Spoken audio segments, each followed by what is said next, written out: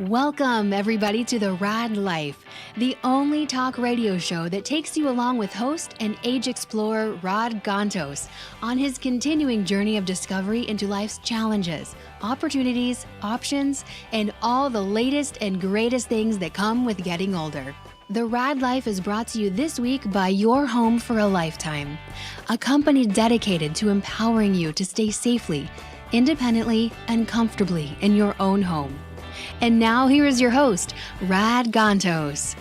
Good afternoon, everybody. It's another Wednesday. That means it's another episode of the Raad Life, coming to you from the Tower headquarters of Orange County. Towering over Orange County. Streaming, not screaming, talk radio. Streaming, not screaming. Orange County Talk Radio with Paul Roberts at the boards, or yes, do you say at the keys? At the boards. At the boards. Manning the boards. Manning the boards.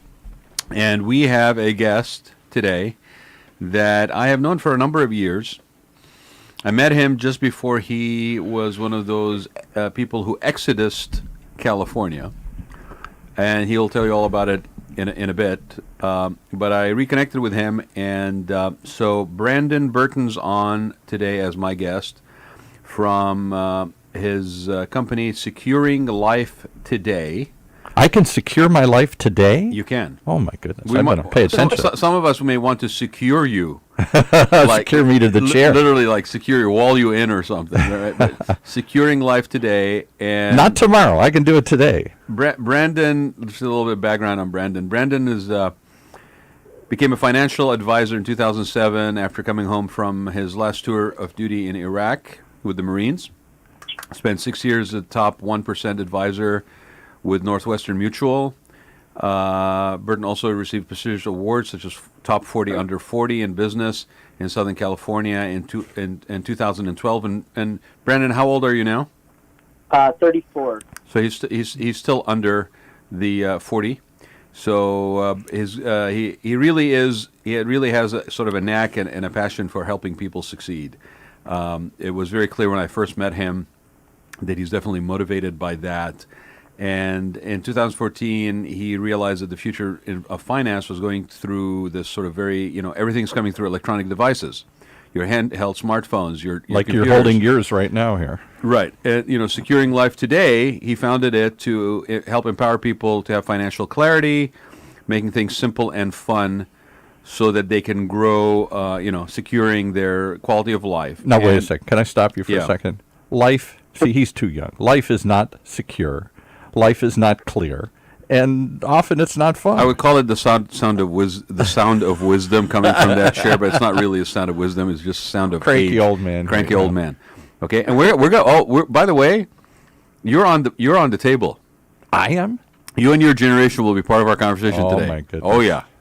Well, we're going to go there. I think I got to leave. So with that being said, Brandon, welcome to the show. Thank you for having me. And I gave people a little bit of a background, but why don't you give us a little bit more? Because I know there's more to the story. And in process, tell us what the heck this thing is. Well, hold on. I know. I want to jump to the secure part. This is the thing about baby boomers. I don't want to hear the backstory. They want everything now. Now. And why don't they have it already?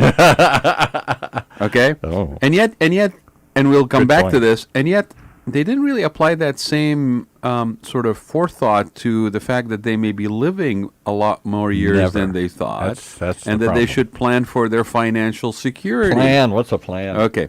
So with that being said, that's actually, Paul, perfect. You set up the stage for that part of the conversation perfectly. Brandon, take us out. Give us a little background, who you are, give the website.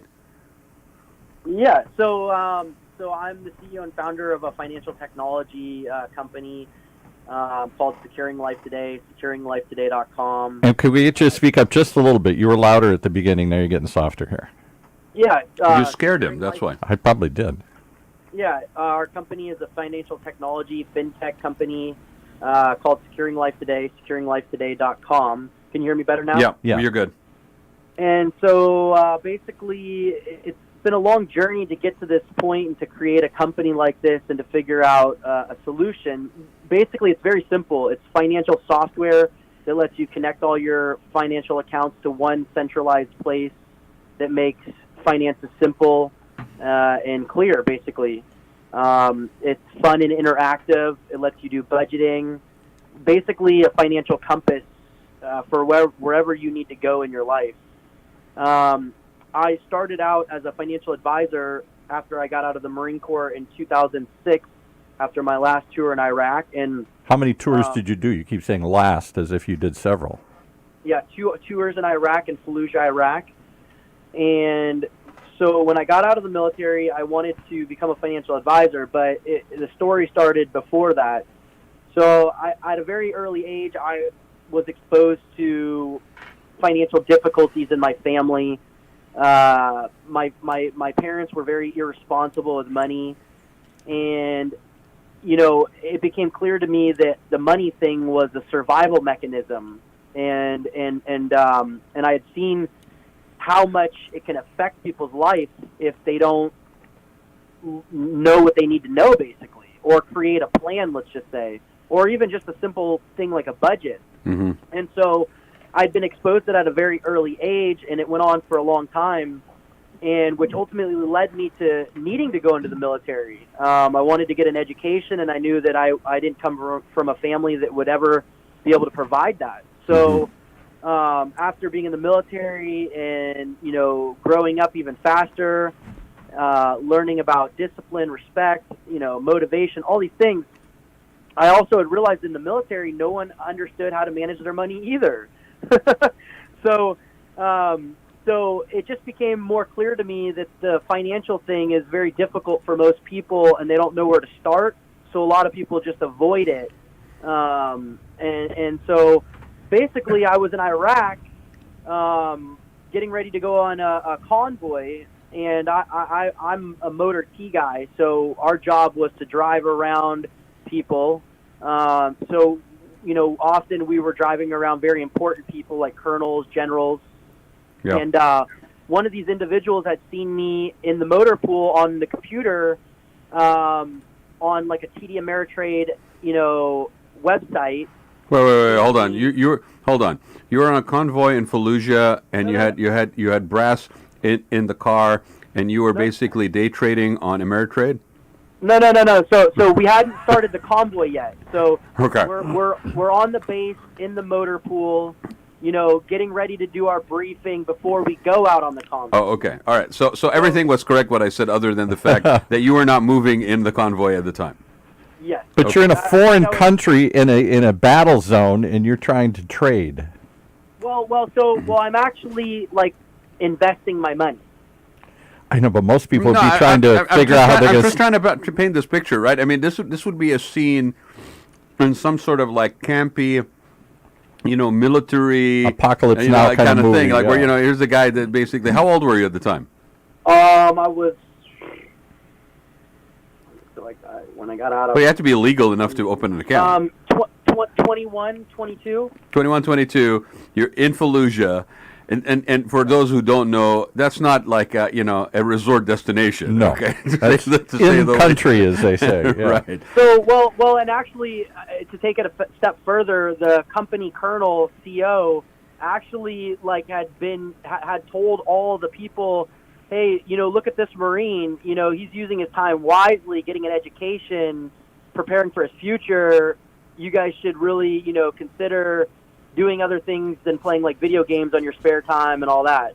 So, wait, hold on. So not only were you on Ameritrade, you were actually taking classes while you were in Iraq? Yeah, I actually was getting my associate's. Yeah, I mean, you were getting your associate's degree while you were you were enlisted, basically, or you were serving. So wow. For every second I wasn't on a convoy as a driver or a machine gunner, I was finishing my education and preparing myself for the world I was about to come into. Most young people, particularly in a combat zone, a machine gunner, would only be thinking about, what am I going to do tonight and what am I going to do tomorrow? Am I going to be alive tomorrow? It actually helped take my mind off of the real reality that I was in. That makes a lot of sense. So going back to that, so one of the colonels, generals, saw me, and he's like, hey, you know how to do that stuff? You know how to invest money and all that? And I'm like, yeah. And so he asked to set up a meeting with me when they were done with our convoy. Unbelievable. Don't interrupt him. Okay, Unbelievable. Keep going. Yeah, this is a true story. Yeah. So, I mean, all my You couldn't make up a story like this. It has to be true.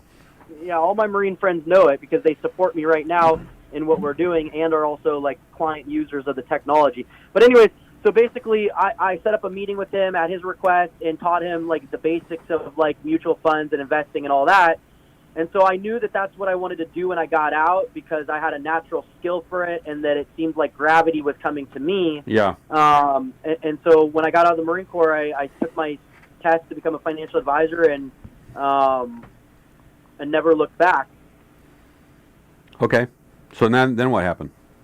Yeah, so I became a financial advisor in Southern California with Northwestern Mutual, top of the table, top 1%, top provider, top 40 under 40 in Southern California, and just basically, learned everything I could and became very successful at helping individuals, mostly wealthy individuals. Yeah. And basically after doing that for some time, kind of had like a little bit of an identity crisis. And let's talk about that a little bit because I know that that's very critical part of your journey.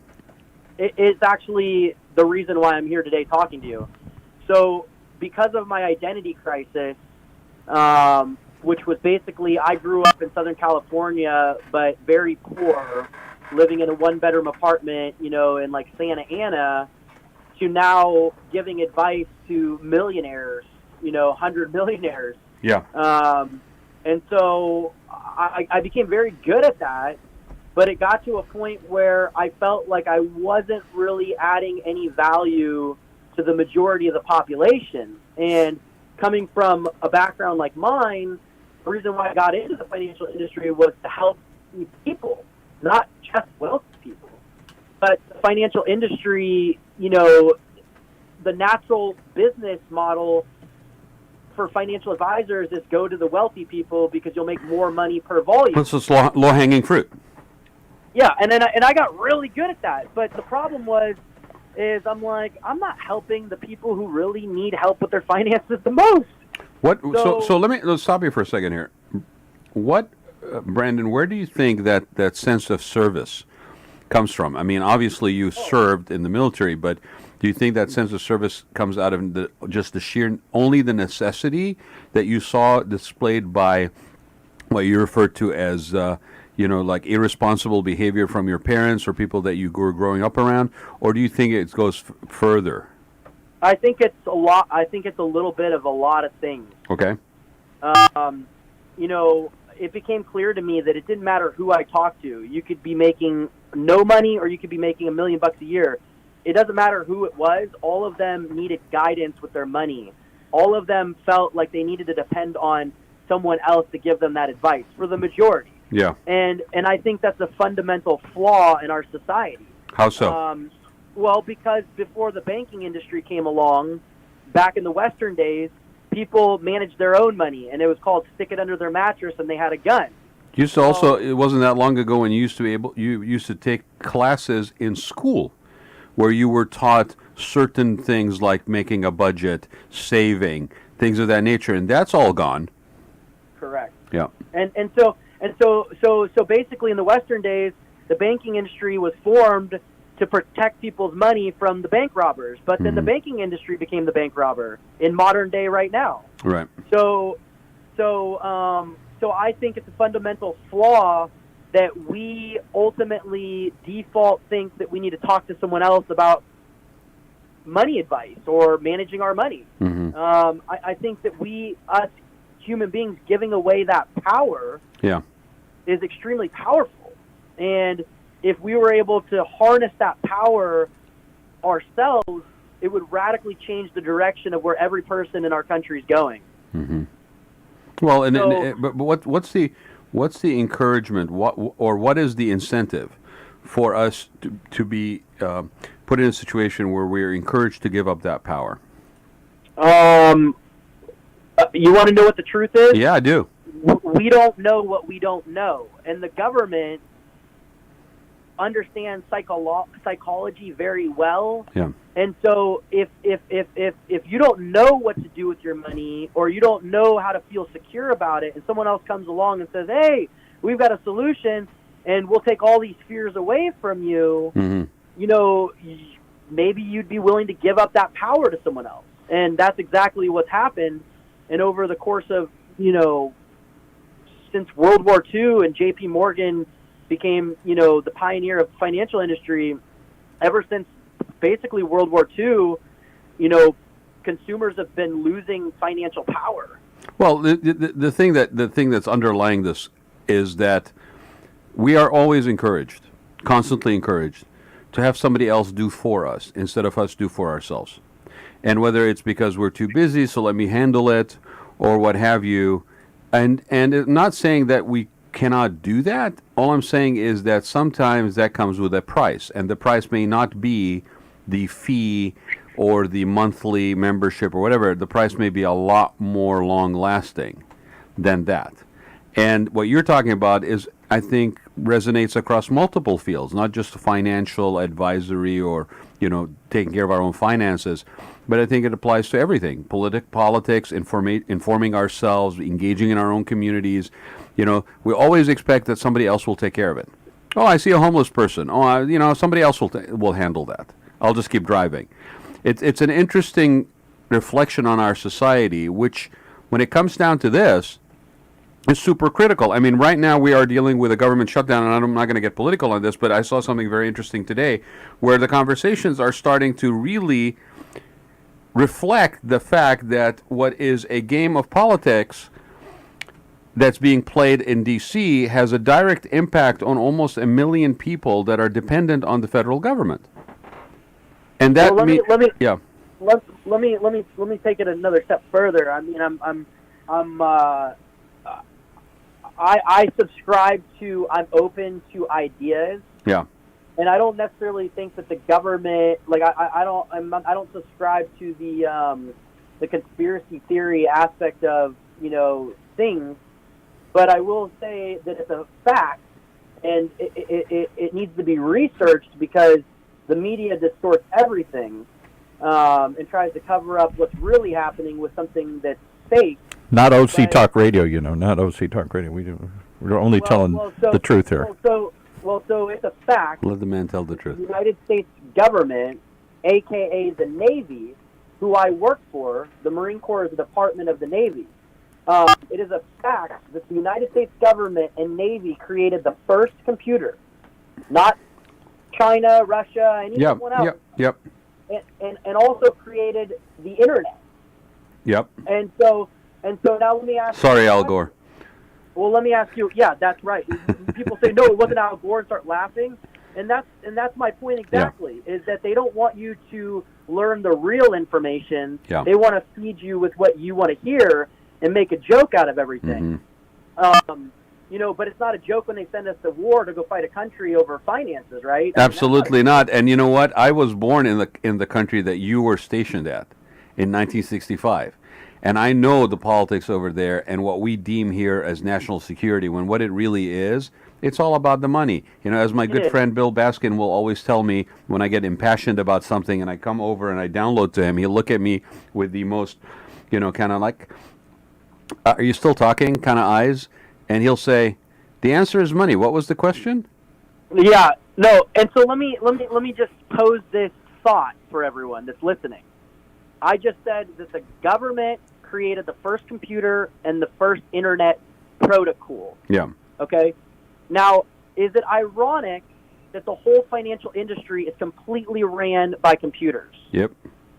Now, let me ask you a question. Does the government do things and then all of a sudden say, well, we built this, we might as well use it for this? Or did they most technological developments are a result, and this is not limited to the United States, but most technological development throughout history has been a byproduct of military innovation. So let me ask you a question. Is the internet and the computer a weapon? Of course they are. Absolutely. So this technology that we're even talking on right now was developed by the government. You can argue we're using it as one right now. No, we're going against what they don't want to happen. Well, a weapon in its own nature is not necessarily a negative. It depends on how you use it and what you point it at. Correct. So technology can be used for positive or negative. It can build up or it can destroy. Right. Okay. So So is it ironic, or is it a coincidence that our whole financial system is completely ran by machines, or did that just happen as a byproduct of building this amazing technology? I'll also tell you that the first algorithm that was created by the government was called Conquer and Divide, okay? And this algorithm, which everything is an algorithm now in technology, but the first algorithm, before it was understood as an algorithm, it was designed to rearrange order. So, like as an example, and there's videos about this, and there's research, you could study it, factual information, okay? This first algorithm was designed to rearrange in any order of circumstances or sequences and rearrange it in the most economical, efficient manner, fast as possible. And that's what algorithms do. And so basically what it did was it figured out how to rearrange things in the fastest order. Well, when 9/11 happened, we have experienced the largest change of money that's ever happened before. Like the largest exchange of money happened from the start of 9/11 to right now. And if you look at how fast that's happened and how the biggest companies now rule everything, one could say that they've been using this technology all along, and the point of creating it so long ago was for the very moment that we're living in and participating in right now, and we don't know that. Well, I don't. Here's the funny thing, Brandon. I think, there's, I'm listening to you and I'm thinking Blade Runner. I'm thinking, George Orwell, 1984. I was born in 1984, by the way. Oh, well, that explains everything now. Okay, but my point is there's a lot of we're scaring a baby boomer who was the initiation generation of conspiracy theories. Really, what happened to you people? You're saying that somehow the technology was put in place to enslave the masses here? Well, let me ask you a question. If money operates faster than we can keep up, right, then that's a form of enslavement system. That's a well, yeah, you could talk about the toll roads here as being a form of economic of economic discrimination, because it basically is discriminatory depending on the what kind of resources you have.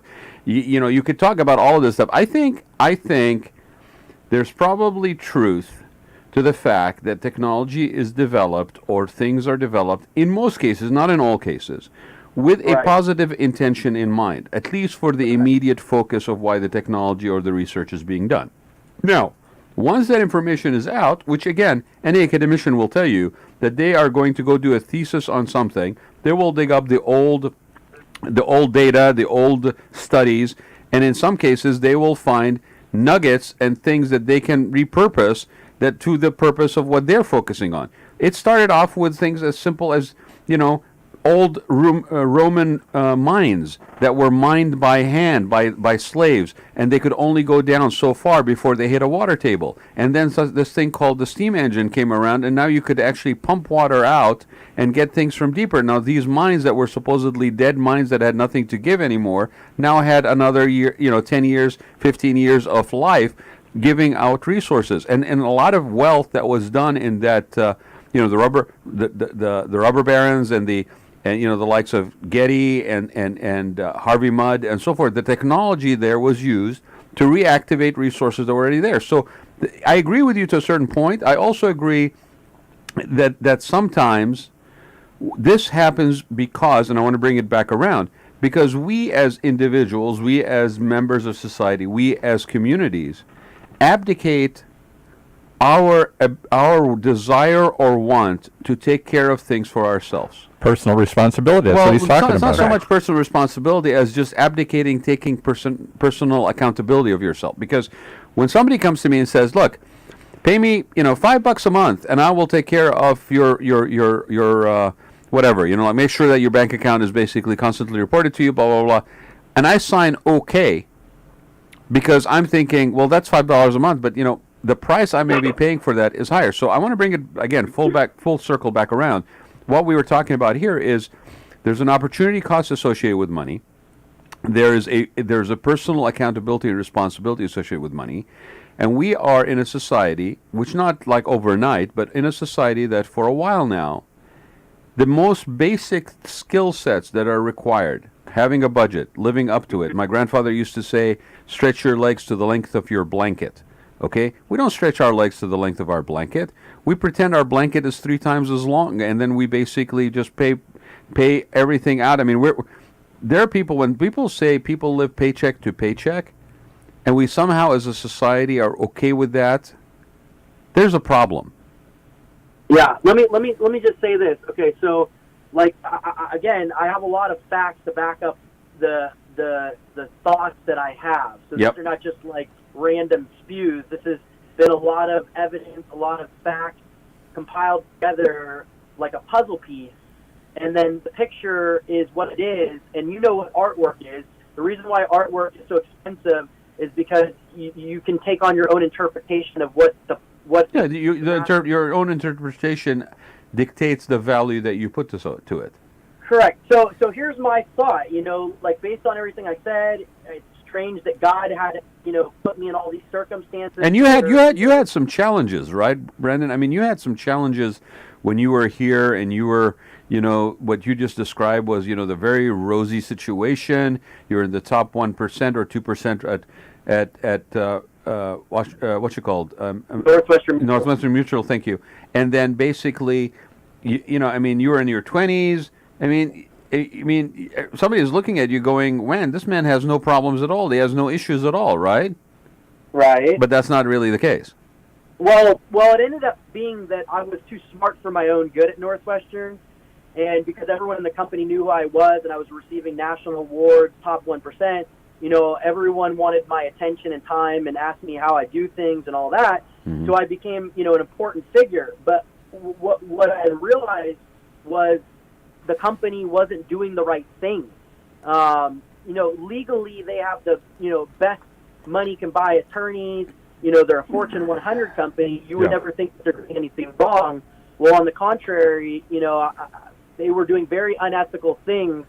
And as a Marine combat veteran who's trained to raise their hand if something's wrong, let's just put it this way. They just, they were being unethical to the point where, I'm not technically allowed to say this, but, I was awarded money to keep my mouth shut. Mm-hmm. So I actually took that money that I was awarded and started this company. And what made you move to Texas? Well, the cost of living was more affordable for me to start a new business that I had no idea what I was about to get myself into. Mm-hmm. Yeah. And what is this business? I'm still lost. What is it that you do life today beyond being a financial advisor? Yeah, so it's a financial app, it's software that people can easily use, and it's fun and easy, and the person can connect all their different financial accounts and see the big picture in one place, and it's interactive. They can do budgeting. They can connect to their financial advisor. All right, so I'm going to pick it up. Let me just dig a little deep here, because the picture is still a little fuzzy in my head. Is this like a dashboard where I can see my bank account and what else? What else would I see other than my credit card and what else? All your financial accounts, all your company benefits, if you have a 401k, your mortgage. It's all in one place. Yes. So and then it displays it how does it look like a dashboard? Can I change the dashboard? How does it display this information to me? How does having all that in one place help? Very organized and neat. So again, let me just give you an example of what I'm saying. And again, the website is securinglifetoday.com. Okay, I'm going to go look at it while we're talking. Yeah. Yes. So let me just paint the picture for you, and it'll become crystal clear what I mean. Okay. All right. So think of your financial life right now like a puzzle, but the puzzle is not put together for you right now. Okay. Okay. Hell, I don't even have the picture on the box cover to go by. No, you don't. No, Yeah, really, that's what you're supposed to do. You're supposed to look at the box cover. I don't even have a clue what the picture of the box cover is. Exactly. So not only do you not know what it's supposed to look like, but you have all these pieces that you are supposed to use your imagination to put together a snapshot picture of your current financial life. Yeah. Well, the current way you have to do that is like a puzzle. You have to go to these different websites. Different apps, different websites. Right. And so what this allows you to do is connect your account securely by connecting it. You go through the same process you would to log into your actual institution bank website, but you connect it securely through this, and if you enter your information correctly, it'll connect all your account information, and it updates in real time just as your institution updates. So you literally see the full picture for the first time ever. And so let me ask you a question. So hold on a second, Brandon. So let me ask you. Now, there's some institutions out there that have multiple vehicles or multiple forms of investments. They have checking accounts, they have savings accounts, they have all kinds of different things, right? And investment vehicles. And in those cases, if I go to those apps, in most of the items, not all of them, I am able to actually view all my stuff from that particular institution on that app. Am I not? More companies are coming out of the woodwork now because they know that it's the future. But depending on what they allow you to do, like, for instance, like Bank of America has a new app, and, but you can't connect, like, all your other accounts, or, Oh, I know. I mean, and Chase has theirs, and you can connect your, like, I have my business accounts and my personal accounts, and I can view them at all times. I have my credit card from Chase, I can view it at all times. What I'm saying is, and I'm not trying to poke holes in what you're saying. I'm saying is that if you happen to have everything with one institution, then you probably don't need to use our service. However, I will say this. Having everything with one institution, if you're somewhat savvy, may not mean that you're getting the best deal on every single one of those items, like your investment or you're right? Well, so then you would need a third-party platform that allows you more personalized control, regardless of where you have your stuff. Correct. So in today's world, you literally can't get the best deal at one company for all things. Mm-hmm. And so in this world we live in today, in order for us to get the best, we have to have a complicated circumstance in order to make that happen. But which makes it more complicated, which makes me not want to do it, which makes me want to just basically settle and compromise. I get it. So basically, our technology lets you connect to, like, your financial advisors, if you have a CPA. So even the bank websites that have tools similar, they still don't do as much as ours does. And so we're kind of like on the forefront of having the best type of program right now. How do you deal with what's your answer to people who say, well, but how secure is it? That's a good question. I mean, the technology is built by Fidelity. So, do you ask Chase if their technology is safe?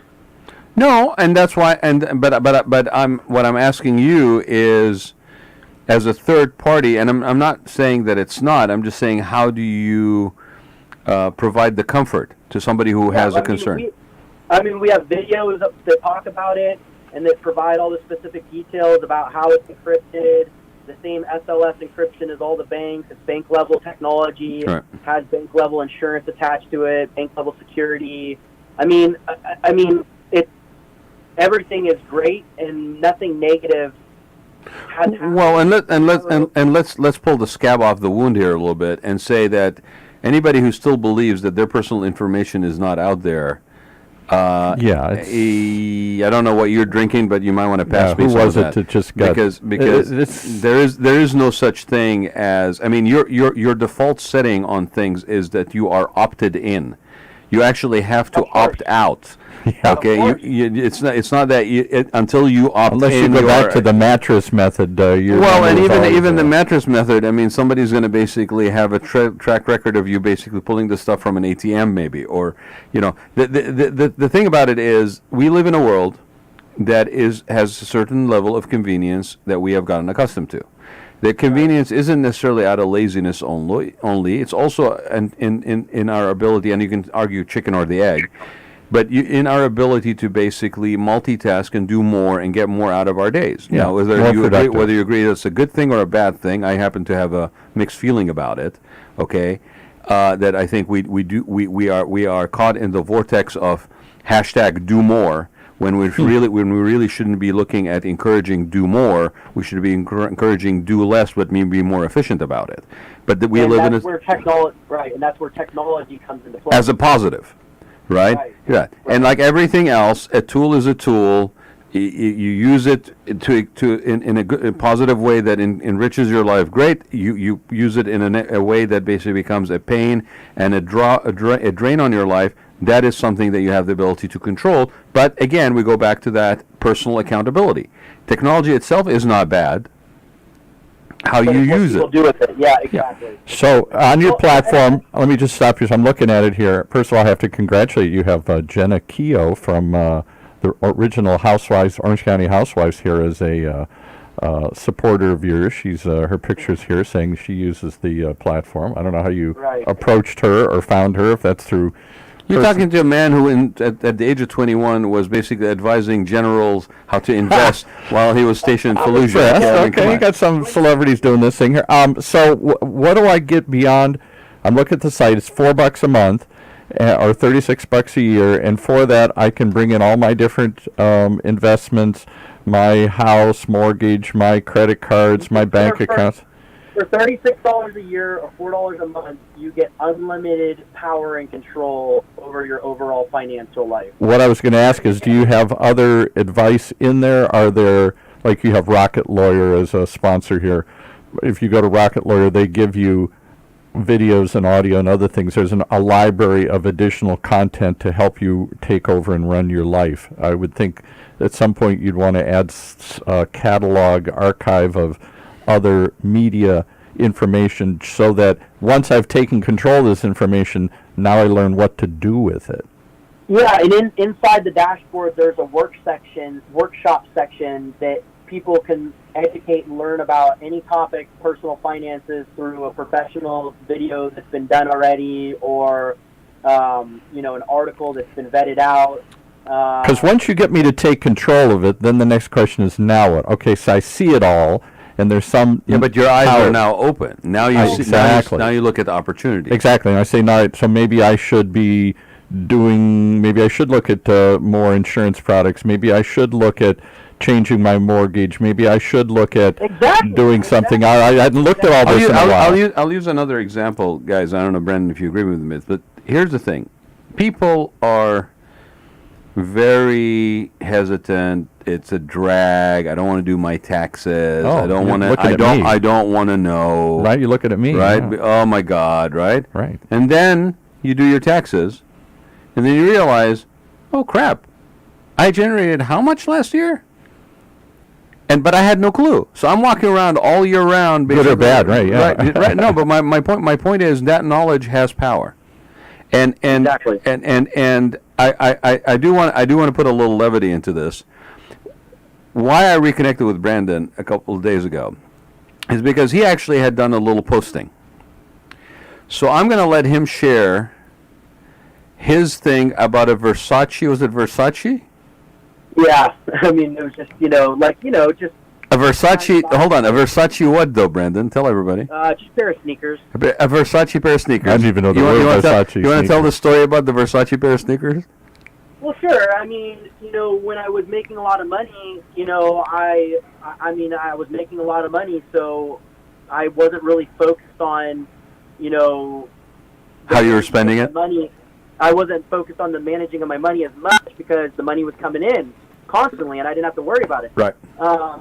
And so, I like nice things, so I worked hard, and I use this story because, it's real life. example. Like, Yep. so I buy a pair of $1,000, sneakers. Oh, $1,000 sneakers. Okay. Yeah, I mean, and by the way, this is what our society and media is pushing on everyone Sure. in today's age. Hey, you need to buy these $1,000 sneakers. I got to have them. Right.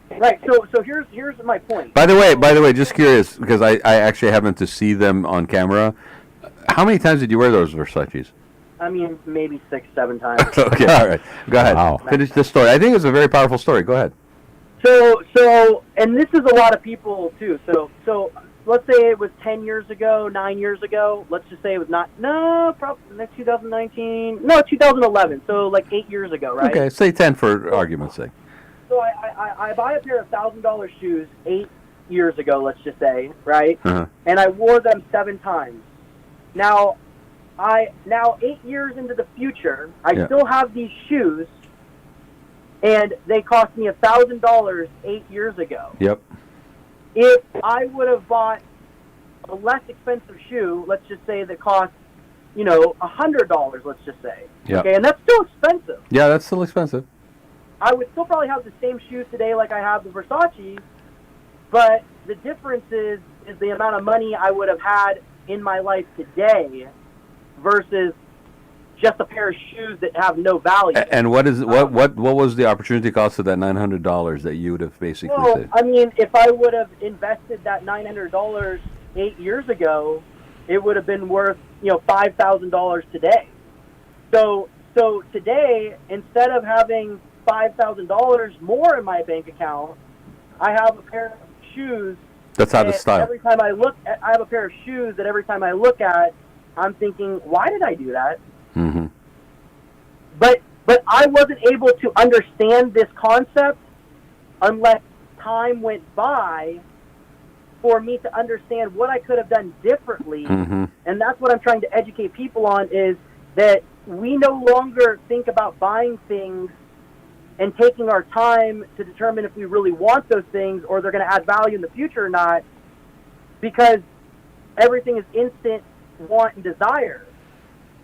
You could see something on a particular page today, to your point, and then by the end of the week, there's that's already on sale, and there's another item now that I should get. Oh yeah, we live in a and Amazon delivers it for me in 24 hours with Prime. So guess what? I just bought it twice this week because I can't be out of style. I can't be out of time. I can't not compete with it. It's really funny. It's taken the keeping up with the Joneses to the next level. Well, and there's no impulse control. It's easy just to push a button now. There's no.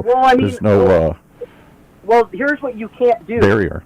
You can't fast forward your life 8 years into the future and understand it to make a decision in the present today whether it would be a good decision in the future or not, because you don't know how things are going to work out. Right. So, but in the past, we used to have to save our money, and it took time. And then over time, did we still have the same desire when we first instantly felt that want, or did it change? And a lot of times it changed in life, over time, it changes and be like, oh, I don't really need that $1,000 pair of shoes. Mm-hmm. But in the world we live in today with the instant, we get robbed of that emotional consideration and process. And now I'll even take it a step further, okay? Your brain, I think it says like 20, is it 25 frames per second or something like that? Like your brain picks up like 25 frames per second, and that's the speed of a motion picture. So when they experimented years ago, and they would roll the popcorn. Yeah, they would roll the film in front of people, and they'd see at what point does it look natural. How many frames per second can your eye grab before it starts to look like either natural too movement? fast or too slow? Yeah, right. And 24 frames per second is since the birth of film has been now they've gone up to 30, but 24 to 30 is the proper speed of a film. Well, what I'm going with this is, okay, our brains work off of electrical signals. Mm-hmm. So technology in the internet creates an electrical signal in your brain. Mm-hmm.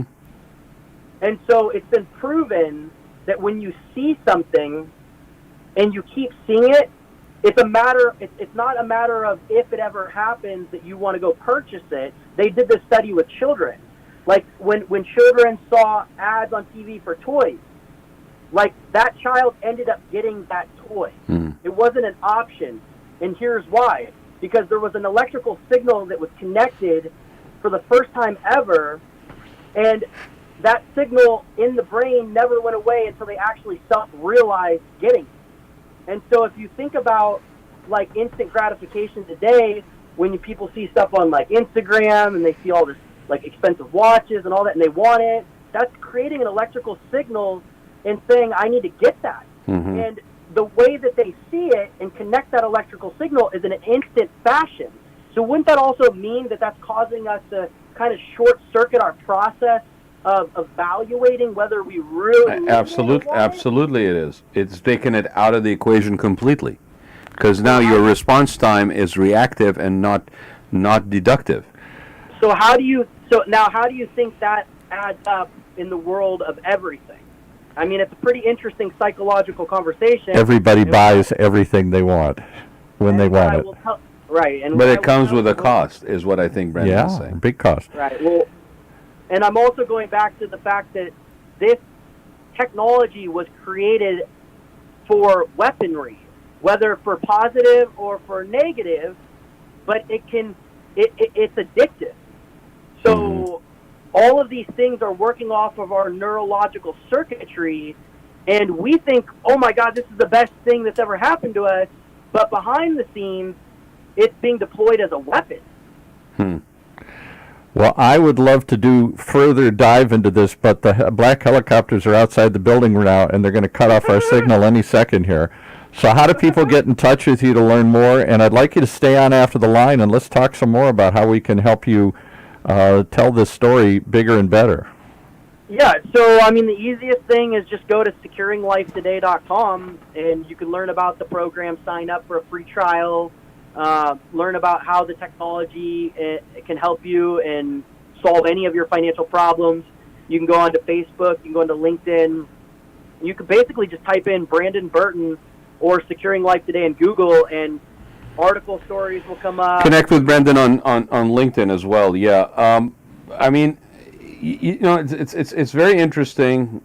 Again, and why I wanted you to be on this show is we talk about this stuff so little, and we've prided ourselves on this show to talk about things that we either have an affinity for, but we don't discuss enough, or things that we should be talking about but we don't talk about, whether it be, you know, how do you get to your parent who's in their 80s to give up their driving license? Or the things we can't face. Or the things that we can't face and we need to talk about. And it's interesting. It was interesting to me because here we are starting a new year.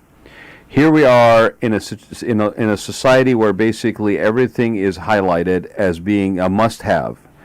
That is the whole push, and everything now is through influencers. Like, we have freaking influencers telling me to buy stuff. You're an influencer. Right. But with that, I think, also comes a certain amount of responsibility. Right. Right. It's not about telling somebody what they shouldn't do. It's about telling somebody, hey, you may not be aware that there's other tools, other skills that you might benefit from. And here's Brandon talking about his own personal experience before he even went into the military. Then he comes out of it and he's working, producing, living the sort of the American dream, right? In Southern California. Then he realizes that there's problems, and it causes hold on. I realized that the financial industry needs a major makeover, and like a lot of industries, by the way. Right. Yeah. Right. I mean, it's in a way, it's the nature of the beast, if you will. Something gets big enough and big and massive, at some point it's unavoidable with the layers of bureaucracy, the layers of multiple departments. It becomes very unavoidable that it steps away from its main original purpose. And unless an industry or a company is motivated from the top down to continue to be relevant and keep the customer's best interest in mind, not in terms of what to sell them, but what to enhance their lives with, that is something that we see happen every day in every industry. As Spider-Man said, with great power comes great responsibility. We have a responsibility to our advertisers to get to the next show here, but I appreciate you coming on, and I would like to talk offline because I think what you're onto is fascinating, and I think it's just the tip of the iceberg. Getting control of the data is one thing. Now, what do you do with that data? Well, let's talk about his particular industry just for a second as we're closing here, right? If you take a population of people and you ask them the question, well, what's a financial advisor?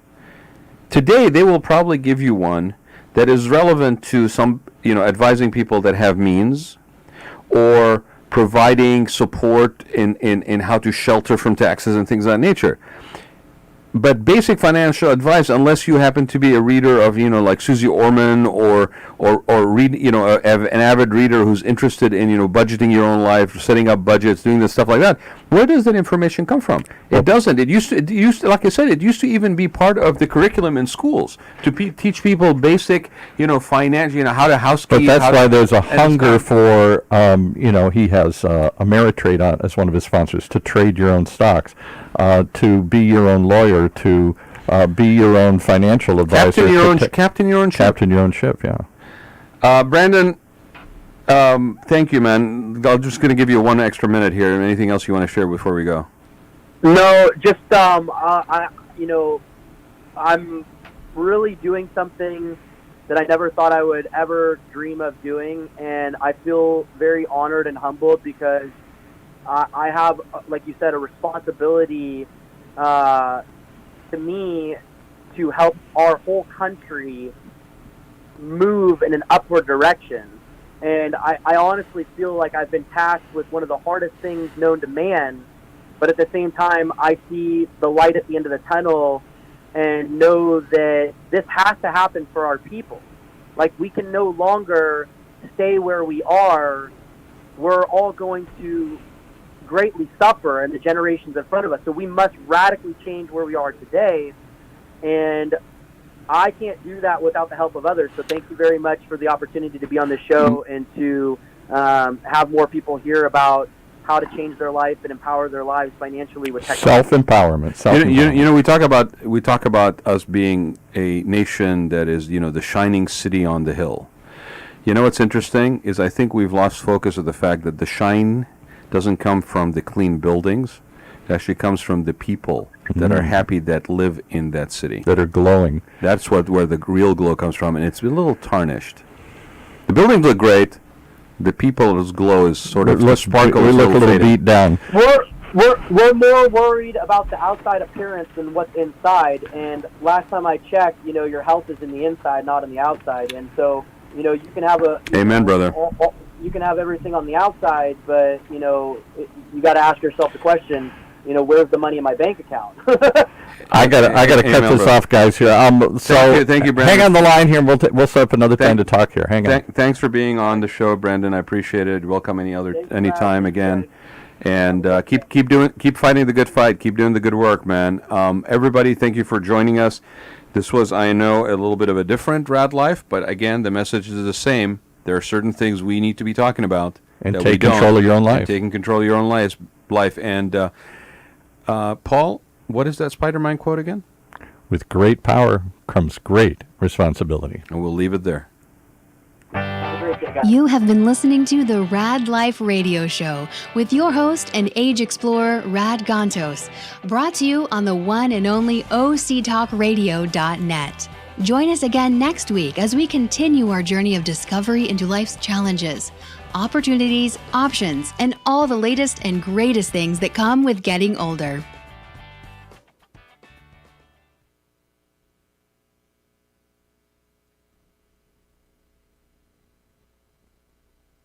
You still there? Hang on. Hey, I actually have to. I have another meeting that's waiting for me. Okay. Can we set up a call tomorrow? Yeah, let's do that. Because I think we could be of great service to you, or something like what we do.